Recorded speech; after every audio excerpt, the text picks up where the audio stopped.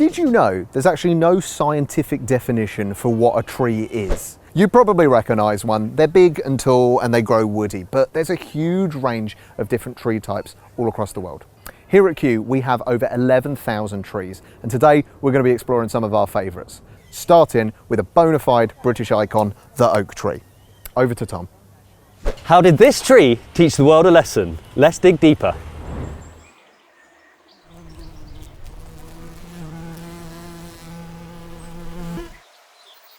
The oak tree is an iconic site across the UK, found in parks, gardens, forests and woodlands. We have around 11,000 trees in our collection, of which we have approximately 1,400 oak trees. Oak trees date back approximately 56 million years, where they can be found in fossil records. They span the entire globe in the northern hemisphere. With so many different species growing in so many different environments, the genus Quercus has become so diverse, with only a few defining features relatable throughout the genus. So this is known as the common oak in the UK here. This is Quercus robur. This is one of our two natives that are found on the British Isles. A really defining feature of this tree is just the structure itself. It has this large, rugged bark, big spreading limbs, sort of nice corky bark to it. Normally found growing in open areas, and there'll be a shorter, squatter sort of structure than they are tall. Growing in a woodland situation, you'll see them to be a lot taller, fighting for light. We'll just have a look at the leaves over here. So really quite a unique sort of defining leaf of the tree is the fact that it is lobed. So normally we will have a leaf without a petiole here, which is also known as the stalk. And then you'll have a lobed structure, typically wider at the top than it is at the base, which is known as an obovate leaf.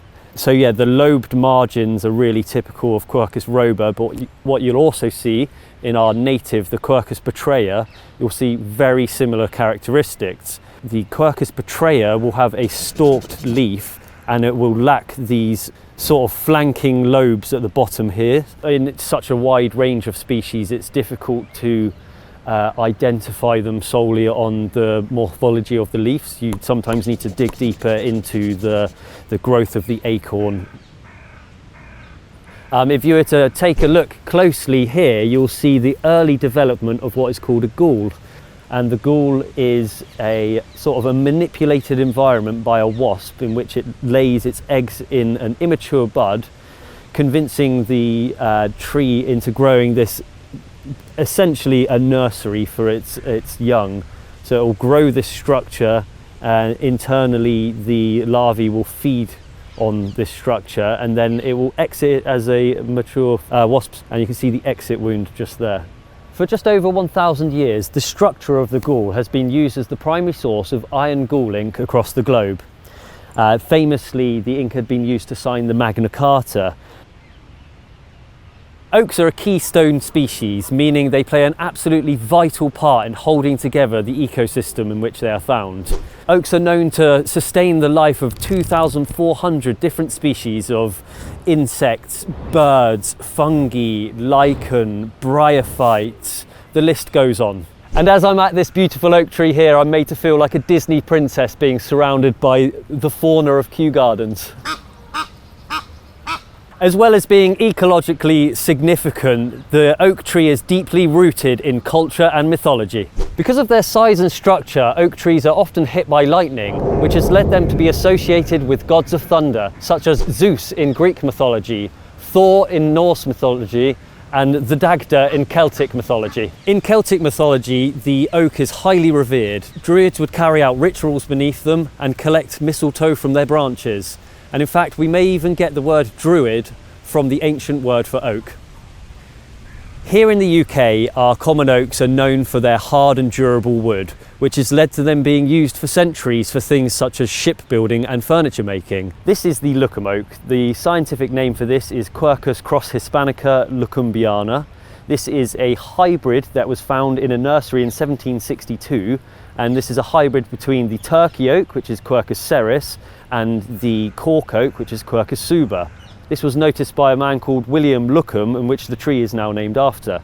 The original tree was actually felled and made into planks for his coffin. So one thing you may notice here, which is a real typical feature of all oak trees across the genus, is the male inflorescence. And this is sort of a thread-like structure which contains the staminate flowers, and the staminate flowers are the male flowers which contain the pollen. Quercus are all wind pollinated, so there's thousands of flowers, millions of flowers throughout the whole tree, and the set task for that pollen is to find the really tiny, inconspicuous female flower, which is dotted but very difficult to find. So this is the Turner's oak. This is a Quercus cross Turneri, pseudo Turneri. It's a hybrid between our native oak, the Quercus robur, which is a common oak, and the Mediterranean native Quercus ilex, which is the holm or holly oak. What I like about this tree is it shares certain characteristics from its two parents. So you've got the Quercus robur, it has long spreading limbs, and you've got the sort of semi-evergreen nature that you have with the Quercus ilex. I think also the tale that this tree tells and the heritage it has for us here at Kew Gardens is what makes it such a strong feature of our landscape here. This tree played a pivotal role in the management of trees in our arboretum. In the mid-1900s, this tree was noticed to be in severe decline. It wasn't until the Great Storm of 1987 where that seemed to change. In this Great Storm of 1987, Kew lost around 700 trees. What had happened is this tree had been completely lifted up from its root plate and dumped back down. The team at the time spent many months clearing trees throughout the garden, leaving this one until last. And by the time they had returned to this tree, they had realised a new stint of vigour, new growth throughout the canopy. Research was carried out in the surrounding area in which the tree was placed, and it was determined that prior to the storm, with the heavy footfall from our many visitors here at Kew underneath the tree, was compacting the soil. And compacted soil will reduce the water filtration to the roots, it will reduce the much needed oxygen and air down to the roots, and it will stunt the growth of the tree. So it was actually developed from that principle, the process of decompaction. And the process of decompaction is using specialist equipment and compressed air to break up solid soil pans, aerating the soil, allowing water and air to filtrate through. If I was to pick a favourite, I would just have to be true to myself and pick the Quercus robur. It's always been a constant in my life. It's something I've grown up playing in, climbing, making rope swings. And it's something that is just such a sort of staple part of British life. It's that thing in the environment, that thing in the landscape, the tree in the landscape that we've all seen before. Some of us may not notice it as much, but it just really stands out to me as just a wonderfully beautiful tree. Thank you so much for watching, and have an incredible day. Oaks are absolutely incredible trees, and we have got loads of them scattered across the gardens. But oaks are probably not the most iconic thing about Kew. The palm house at Kew Gardens was built specifically to hold different tropical species, including a number of different palms. Let's go over to expert Bill Baker to learn a little bit more about these incredible plants. Opened in 1844, the palm house here at Kew Gardens is home to, as the name suggests, an awful lot of palm species. Now, palms are the record breakers of the plant kingdom, known for the largest leaf, the largest seed, but they're also critical in keeping ecosystems stable and functioning. But it's also been estimated that perhaps as many as half of all the species are threatened with extinction. Let's dig deeper.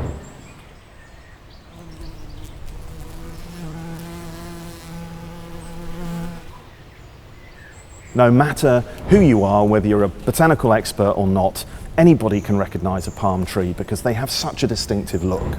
Well, the typical vision of a palm is of a coconut dangling over a beach, but in practice, palms are primarily found in rainforests.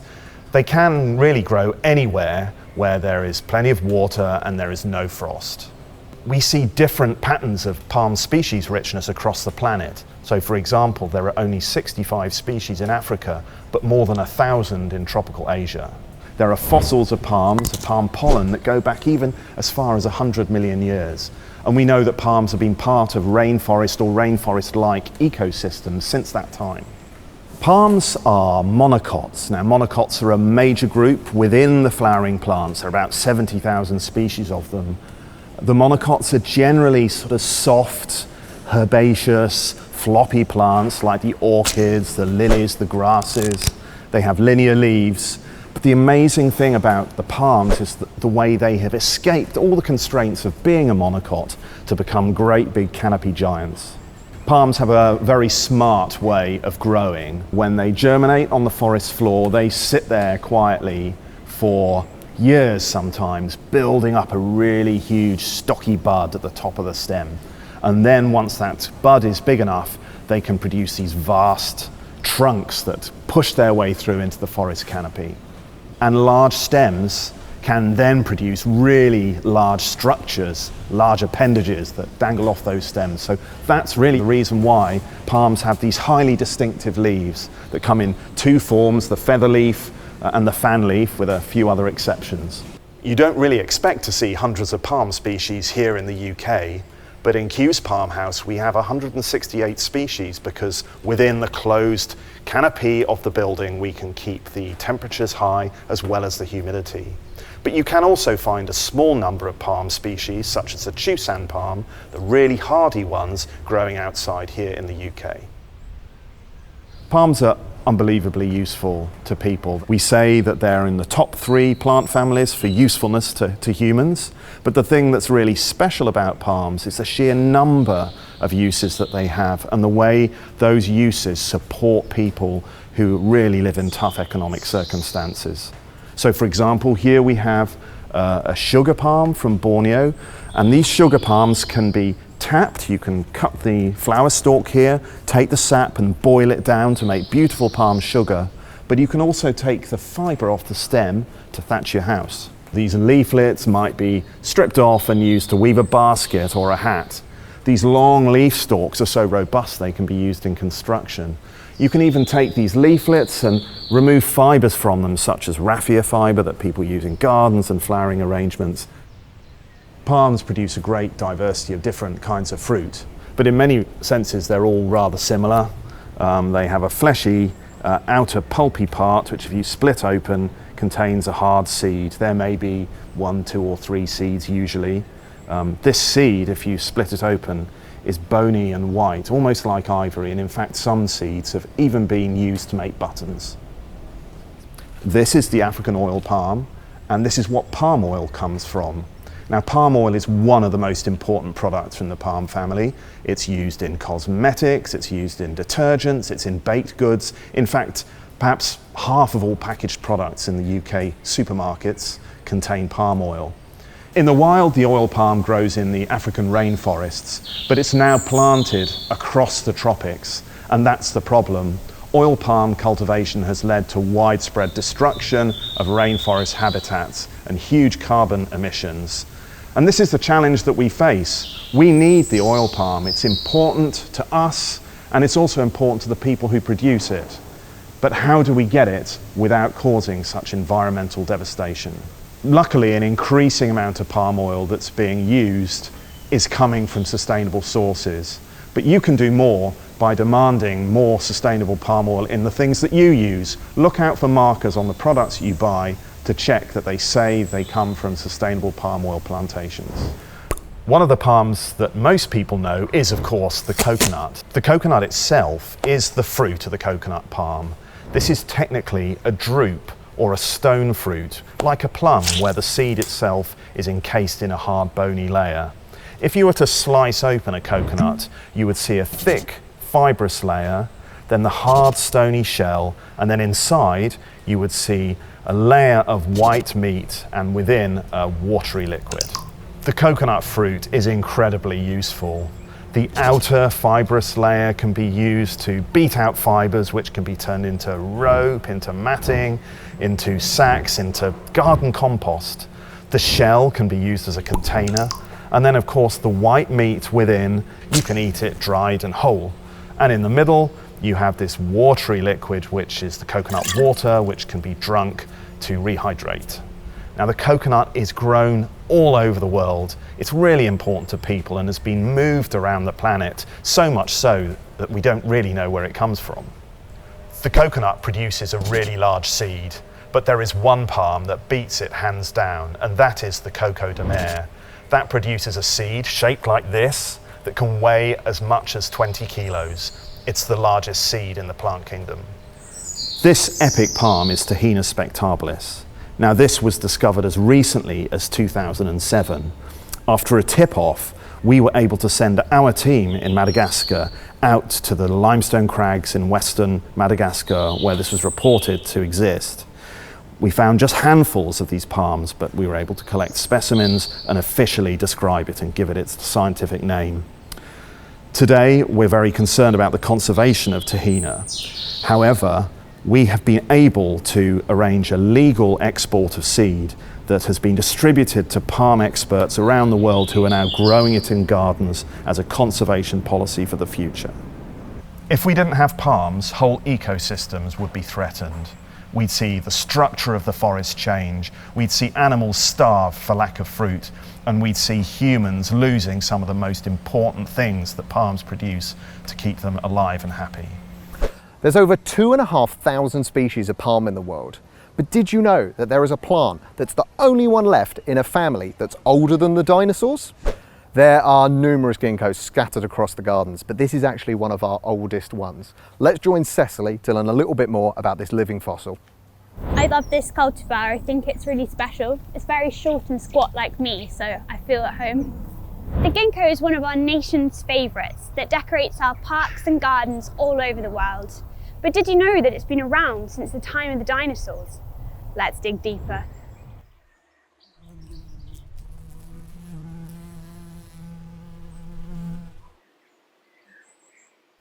Today at Kew Gardens, it's freezing.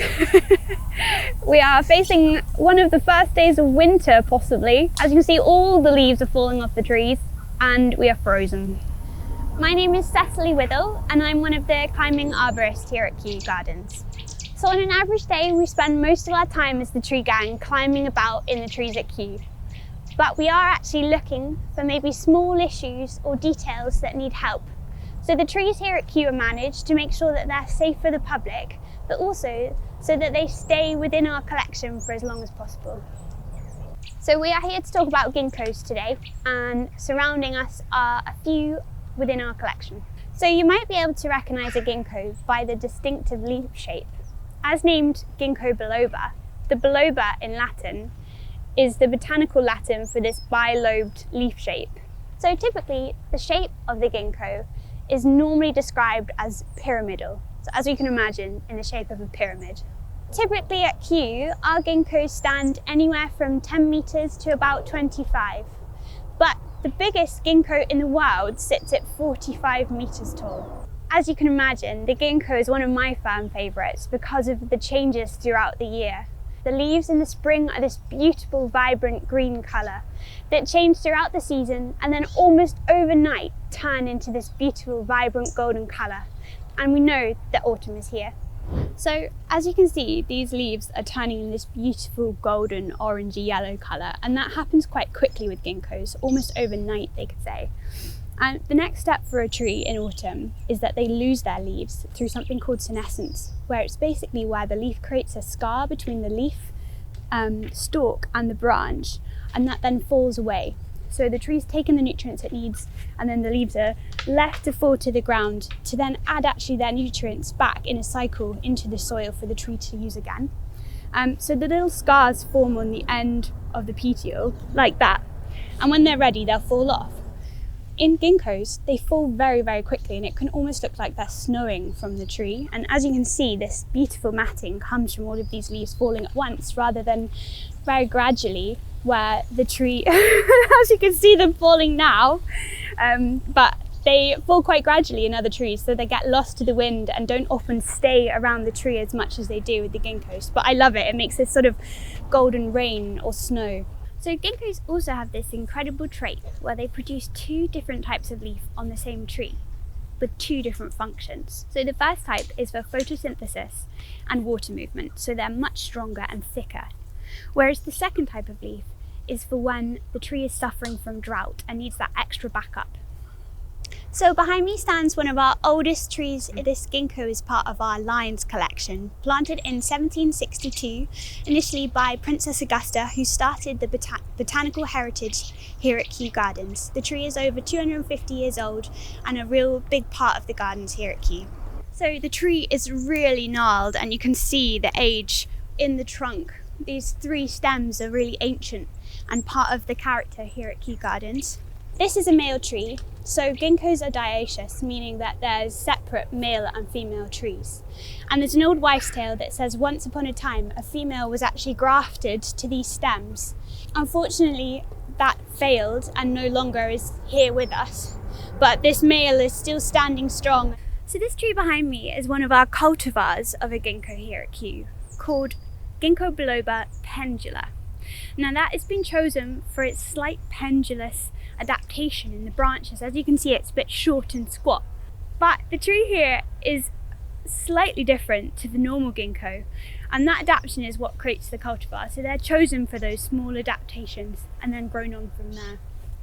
The normal ginkgo normally stands at 45 meters tall in some cases, and they can live up to and over 1,000 years. So ginkgos are the only living genus within the family, and that means that they're the sole survivor from that initial ancient species that lived 200 million years ago, back when dinosaurs roamed the earth. They're actually called living fossils because we once thought that there was no more wild species left in the world, and that the ones that we had planted and cultivated were the only living remnants of that family. But it's since been found that wild populations of ginkgos are now still in existence. As you can see next to me is one of our most special ginkgos here at Kew, planted by our late Queen. And all of the leaves this year have already fallen off. You can see them on a blanket on the floor. But what we've come here to look at is a few very special parts of this ginkgo in particular. So this ginkgo is a female. We know this is a female from the fruits that it produces on the trees. And these are the fruits that it generally produces. These I found on the ground. Unfortunately, they've all fallen off at this time of year. So these fruits are very, very smelly, and they produce something called butyric acid. It's absolutely disgusting. I'm gonna even do one step further and get that juicy bit out. Oh, it's rancid. It's really like rancid sick, if I could describe it in any way. Rancidy cheese. So as we know, the fleshy seed coat is really smelly, and we wonder if that actually might be a little adaptation of the ginkgo to attract animals to the tree that then swallow and eat this little seed, and then when they poop it out, it germinates. But this smelly, horrible, cheesy, stinky smell might have actually attracted the dinosaurs back 200 million years ago, because it does have a sort of reminiscence of rotting flesh. Thank you so much for listening, and next time you're out walking in your local park, keep an eye out for a ginkgo, and remember, you're basically walking with a dinosaur. Thanks for joining us as we explore the incredible world of trees here at Kew. But we've really just scratched the surface. With over 11,000 trees across the gardens, there's always something to discover, no matter the time of year.